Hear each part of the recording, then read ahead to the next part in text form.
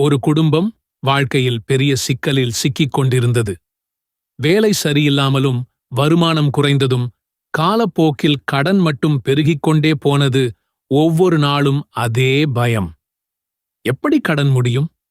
எப்படி நாளை சமாளிப்பது? இதெல்லாம் அவர்களின் மனசை உடைத்தது. ஒரு நாள் மிகவும் நம்பிக்கையில்லாத நிலையில அவர்கள் சாய் பாபாவின் படத்துக்கு முன் உட்கார்ந்து பிரார்த்தனை செய்தார்கள்.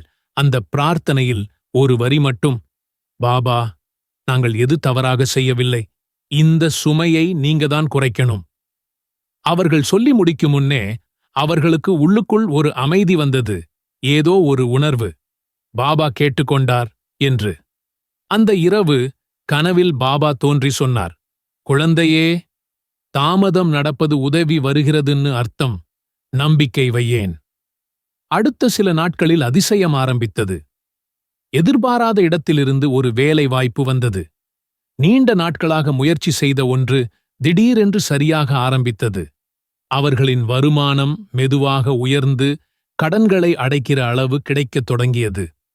முன்பு அவர்கள் பயந்த அந்த கடன் இப்போது ஒன்றொரு பகுதியாக குறைந்து கொண்டே போனது. சில மாதங்கள் கழித்து அவர்களுக்கு ஒரே ஒரு உண்மை மட்டும் புரிந்தது. நாம் சொன்னதை காட்டிலும் நமது மனசை அவர் கேட்கிறார்.